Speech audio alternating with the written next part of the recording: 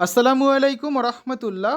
সুপ্রিয় শিক্ষার্থীবৃন্দ, mechanical engineering চ্যানেলের পক্ষ থেকে তোমাদের সকলকে জানাচ্ছি আন্তরিক শুভেচ্ছা। এই ভিডিওটা তৈরি করছি সপ্তম শ্রেণীর শিক্ষার্থীদের জন্য। 2025 সালের সপ্তম শ্রেণীর গণিত বইয়ের প্রথম অধ্যায় মূলত অমূলত সংখ্যা এর তৃতীয় পর্বে আজকে আমরা দেখব বেশ কিছু প্রশ্নের সমাধান। এই ভিডিওটার পিন কমেন্টের প্রত্যেকটি ক্লাসের প্লেলিস্টে লিঙ্ক দেওয়া আছে। এখান থেকে তোমাদের যার যে বিষয়ের ভিডিও দরকার খুব সহজেই তোমরা দেখে নিতে পারবে। আজকে আমরা পৃষ্ঠা 4 থেকে শুরু করব। এটা হচ্ছে আমাদের তৃতীয় পর্ব। এর আগে দুইটা পর্বে আমরা প্রথম 3 পৃষ্ঠা নিয়ে আলোচনা করেছিলাম। বর্গমূল সহ কয়েকটি পূর্ণ বর্গ সংখ্যার তালিকা দেওয়া হলো, ঠিক আছে? এখানে হচ্ছে কিছু সংখ্যা বর্গ সংখ্যা দেওয়া আছে আর এখানে তার বর্গমূলগুলো দেওয়া আছে। আমরা এই বিষয়টা নিয়ে একটু পরে আলোচনা করছি। বর্গমূলের চিহ্ন দেখি আগে আমরা। বর্গমূল প্রকাশের জন্য এই রুট চিহ্ন ব্যবহার করা হয়। তাহলে 25-এর বর্গমূল বোঝাতে আমরা কি লিখব? রুট 25, ঠিক আছে? আমরা জানি 5 গুণ 5 সমান 25 লেখা যায়। কাজেই 25-এর বর্গমূল কত? 5। আর 5কে স্কোয়ার করলে কত হয়? 25। এটা কাজ দেওয়া আছে কয়েকটি বর্গ সংখ্যার বর্গমূলের তালিকা তৈরি করা। তো এখন আমরা এই তালিকাটা নিয়ে আলোচনা করি। দেখো, বর্গ সংখ্যা যখন 1 তার বর্গমূল কত? 1, অর্থাৎ রুট 1 মানে হচ্ছে 1, রুট 4 মানে কত? 2, রুট 9 মানে হচ্ছে 3, রুট 16 মানে হচ্ছে 4, রুট 25 মানে হচ্ছে 5, রুট 36 মানে 6, আর রুট 49 মানে হচ্ছে 7। উল্টা কথা বললে 7কে স্কোয়ার করলে কত হয়? 49। বাকিগুলো দেখি। রুট 8 মানে 64, রুট 64 মানে 8, রুট 81 মানে হচ্ছে 9, রুট 100 10, রুট 121 11, রুট 144 12, রুট 169 হচ্ছে 13, রুট 196 14। যেগুলো রুট এগুলো সব কি? বর্গ সংখ্যা। আর আমরা যে অ্যান্সারটা পাচ্ছি সেটা হচ্ছে আমাদের বর্গমূল। তারপর দেখো, রুট 225 মানে কত? 15, রুট 256 মানে 16, রুট 289 মানে 17, রুট 324 মানে 18, রুট 361 মানে 19, রুট 400 মানে হচ্ছে 20, আর রুট 441 মানে 21। উল্টাটা বললে 21কে স্কোয়ার করলে বা 21 গুণ 21 করলে কত হবে? 441। কথা ক্লিয়ার? এরপর যে আমরা মৌলিক গুণনীয়কের সাহায্যে বর্গমূল নির্ণয় করা শিখব। দেখো, 16কে মৌলিক গুণনীয়ককে বিশ্লেষণ করলে কত পাই?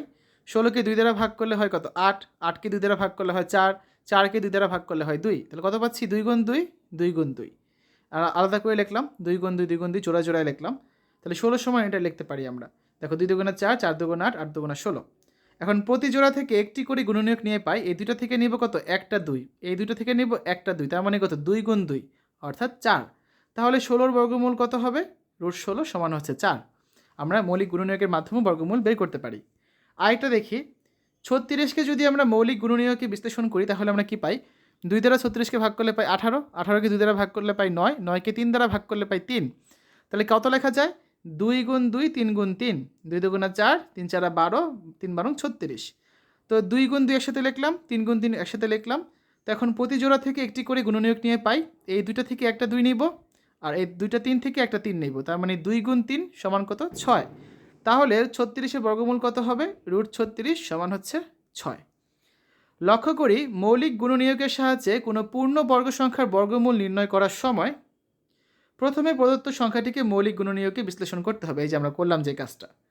তারপর প্রতি জোড়া একই গুণনীয়ককে একসাথে পাশাপাশি লিখতে হবে। এই যে আমরা লিখেছি। এবার প্রতি জোড়া এক জাতীয় গুণনীয়কের পরিবর্তে একটি গুণনীয়ক নিয়ে লিখতে হবে। যেমন দুইটা 2 থেকে আমরা একটা 2 লিখেছি, দুটো 3 থেকে একটা 3 লিখেছি। আর প্রাপ্ত গুণনীয়কগুলো ধারাবাহিক গুণফলই হবে নির্ণয় বর্গমূল। যেমন 2 আর 3 গুণ করলে কত হচ্ছে? 6। 36-এর বর্গমূল কত পেয়েছি আমরা? 6। ক্লিয়ার? বড় একটা অঙ্ক দেখি এবার। দেখো, একটা উদাহরণ আছে। উদাহরণ 1, 3136 এর বর্গমূল নির্ণয় করো। তাহলে 2 দ্বারা ভাগ করলে আমরা কত পাই?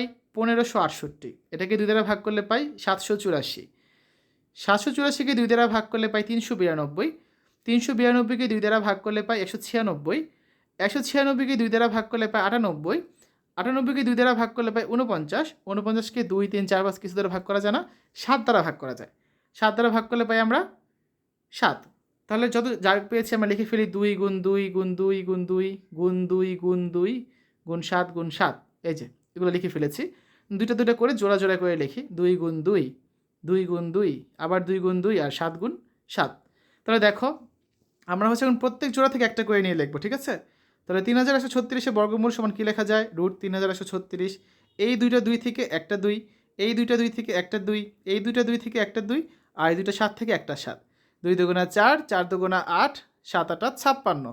তার মানে 3136-এর বর্গমূল কত? 56। এটাই হচ্ছে আমাদের অ্যান্সার। এই পর্যায়ে দুইটা কাজ দেওয়া হয়েছে গুণনীয়কের সাহায্যে 1024 এবং 1849 এদের বর্গমূল নির্ণয় করো। তা আসো আমরা এখন এই দুইটা কাজের সমাধান করি। গুণনীয়কের সাহায্যে 1024 এবং 1849 বর্গমূল নির্ণয়। প্রথমে আমরা 1024 বর্গমূল নির্ণয় করব, ঠিক আছে? খেয়াল করো, 2 দ্বারা 1024 ভাগ করলে কত হয়? 512। 512কে 2 দ্বারা ভাগ করলে হয় 256। 256কে 2 দ্বারা ভাগ করলে হয় 128। 128কে 2 দ্বারা ভাগ করলে হয় 64। 64কে 2 দ্বারা ভাগ করলে হয় 32। 32কে 2 দ্বারা ভাগ করলে 16। 16কে 2 দ্বারা ভাগ করলে 8। 8কে 2 দ্বারা ভাগ করলে 4। আর 4কে 2 দ্বারা ভাগ করলে হয় 2। তাই দেখো 2 গুণ 2, 2 গুণ 2, 2 গুণ 2, 2 গুণ 2, 2 গুণ 2, ঠিক আছে? মোট 10টা 2 হবে। তাহলে 1024 সমান আমরা কী লিখতে পারি? 10টা 2 লিখলাম। এবার দুটো দুটো করে জোড়া জোড়া লিখলাম। এই যে 2 গুণ 2, আবার 2 গুণ 2, এই 2 গুণ 2, এই 2 গুণ 2 এবং এই 2 গুণ 2, ঠিক আছে? 5 জোড়া পেলাম। তাহলে সুতরাং 1024 বর্গমূল কত হবে? রুট 1024 সমান এই দুইটা 2 থেকে একটা 2 লিখব, এই দুইটা 2 থেকে একটা 2 লিখব, এই দুইটা 2 থেকে একটা 2, এই দুইটা 2 থেকে একটা 2, এই দুইটা 2 থেকে একটা 2। তাহলে কত হচ্ছে? 2 দুগুণা 4, 4 দুগুণা 8, 8 দুগুণা 16, 16 দুগুণা 32। তার মানে 1024 বর্গমূল কত? 32। আচ্ছা পরেরটা করি।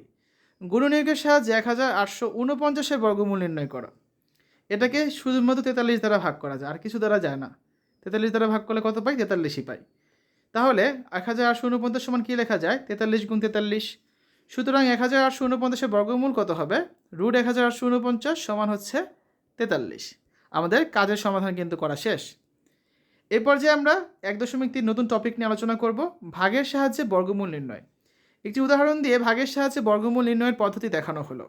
উদাহরণ 2, ভাগের সাহায্যে 2304 এর বর্গমূল নির্ণয় করো। সমাধান।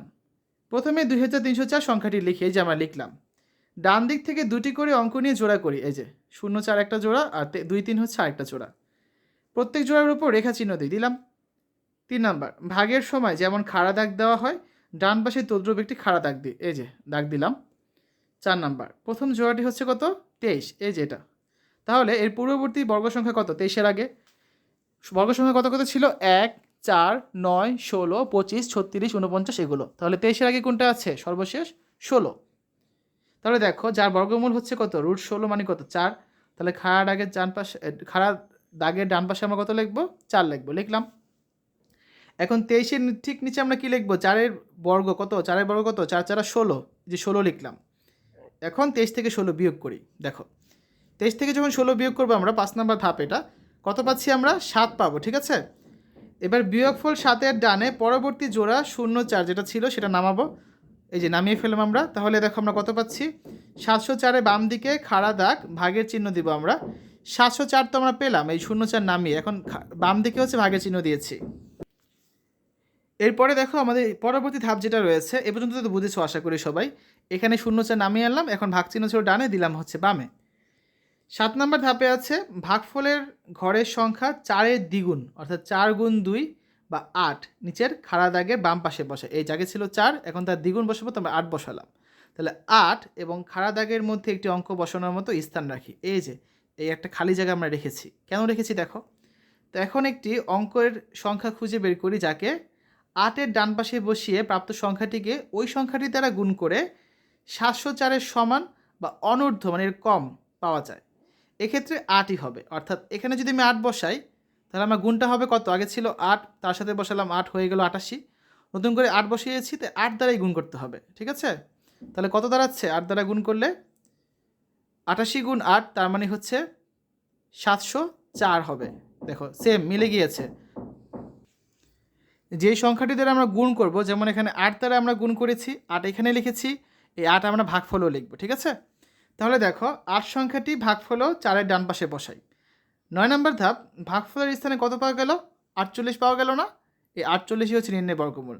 তার মানে 2304-কে যদি আমরা রুট করি বা বর্গমূল করি, কত পাচ্ছি? 48। লক্ষণীয় যে ভাগের সাহায্যে বর্গমূল নির্ণয় করার সময় সংখ্যার ডান দিক থেকে জোড় করতে গিয়ে শেষ অঙ্কের জোড় না থাকলে একে জোড়া ছাড়াই গণ্য করতে হবে, ঠিক আছে? আরেকটা উদাহরণ দেখি। উদাহরণ 3, ভাগের সাহায্যে 31,684 এর বর্গমূল নির্ণয় করো। সেমভাবে দেখো আমরা হচ্ছে জোড়ায় জোড়ায় কেটে নেব। 8 4 কাটলাম, এখানে 1 6 কাটলাম, আর এখানে 3 একা আছে, ওকে জোড়া নাই, দরকারও নাই। তাহলে প্রথম কাজ হচ্ছে কত? আমাদের প্রথম যেটা আছে 3, 3-এর মধ্যে 3-এর আগে সর্বশেষ বর্গ সংখ্যা কত? 1। তাহলে এখানে দিলাম 1, 1 1 1 দিলাম, 3 থেকে 1 বিয়োগ করলে কত থাকে 2 নিলাম, পরের জোড়া কেটে নিলাম 16, তাহলে 216। 1-এর ডবল কত? 1-এর ডবল হচ্ছে 2, এখানে 2 লিখলাম। এখন দেখো আমাদের হিসাব করতে হবে, এই 2 তো আমরা লিখেছি, এর পাশে কত দিব? যে সংখ্যাটা দিব সেই সংখ্যা দ্বারা এটাকে গুণ করতে হবে। যদি আমরা 8 দিতাম তাহলে কি হতো? 28 গুণ 8, যেটার অ্যান্সার কিন্তু আবার 216 থেকে বড় হয়ে যেত, তাই এখানে 8 দেওয়া যাবে না। তা আমরা এখানে কত দিব? আমরা হচ্ছে এখানে দিব 7। তাহলে 27 গুণ 7 যখন আমরা করব, এর মান বের হচ্ছে 189। এই 7 কিন্তু আমাদের এখানেও লিখতে হবে, লিখলাম। তাহলে দেখো বিয়োগ করলে কত পাচ্ছি? 27, তারপরে এই 8 4 কেটে নিলাম, 2784। এখন 17 আছে এখানে, 17 দ্বিগুণ কত? 34 লিখলাম। সেমভাবে এখন 34-এর সাথে এখানে 8 দিব, তার মানে গুণও করতে হবে 8 দ্বারা, এই 8 আবার এখানেও লিখতে হবে। 8 কেন দিয়েছি? যখন 8 দিব তখন গুণ করলে আমাদের অ্যান্সার বের হচ্ছে 2784। আমাদের টার্গেট এখানে সেম বের করা। সেম বের করলে বিয়োগফল কত? 0। তাহলে ভাগফল কত পাচ্ছি আমরা? 178। তার মানে আমাদের 31,684 এর বর্গমূল কত দাঁড়াচ্ছে? √31,684, তার মানে হচ্ছে 178, ঠিক আছে? নির্ণয় বর্গমূল হচ্ছে 178। তো আজকে আলোচনা এই পর্যন্ত থাকবে। আমরা আগামী ক্লাসে এখানে 2টা কাজ আছে, এই কাজের সমাধানগুলো করে দেব এবং ধাপে ধাপে তোমাদের এই বইয়ের সম্পূর্ণ সমাধানগুলো কিন্তু আমরা করে দেবো, ঠিক আছে? তো শিক্ষার্থীরা, আজকের এই ভিডিওতে আলোচনা করেছি আমরা সপ্তম শ্রেণী 2025 সালের গণিত বইয়ের প্রথম অধ্যায় মূলদ ও অমূলদ সংখ্যার 3য় পর্ব নিয়ে, যেখানে আমরা আজকে নতুন কিছু নিয়ম শিখেছি। আজকে হচ্ছে আমরা বর্গমূল বের করা শিখেছি ভাগ প্রক্রিয়ার মাধ্যমে। তারপরে হচ্ছে আমরা বর্গ সংখ্যা থাকলে সেই বর্গ সংখ্যার থেকে আমরা কীভাবে বর্গমূল বের করতে পারি সেই উপায় শিখেছি। আমরা মৌলিক গুণনীয়কের মাধ্যমে বর্গমূল বের করা শিখেছি। তারপরে হচ্ছে আমরা কীভাবে তোমাদের জোড়া জোড়া জোড়া নিয়ে সেখান থেকে আমরা বর্গমূল উপায়ে ক্যালকুলেটারের সাহায্য ছাড়া বর্গমূল বের করতে পারি, সেটাও শিখেছি। অনেক প্রসেস শিখেছি। এখন একটা অনুশীলনী রয়েছে, সেটা আমরা 5 নম্বর পর্বে আলোচনা করব। আমাদের আরও 1টা বা 2টা পর্ব লাগবে। এভাবে করে আমরা সম্পূর্ণ বইটা কিন্তু তোমাদের সমাধান করে দেব। তো এই ভিডিওর পিন কমেন্টে আমি প্রত্যেকটি ক্লাসে প্লেলিস্টের লিঙ্ক দিয়ে দেবো। তোমরা সেখান থেকে যার যে বিষয়ের ভিডিও দরকার খুব সহজে দেখে নিতে পারবে। আশা করি আজকের ভিডিওটা ভালো লেগেছে। আমাদের চ্যানেলের অন্যান্য ভিডিওগুলো দেখার আমন্ত্রণ জানিয়ে আজ এখানেই বিদায় নিচ্ছি। আল্লাহ হাফেজ।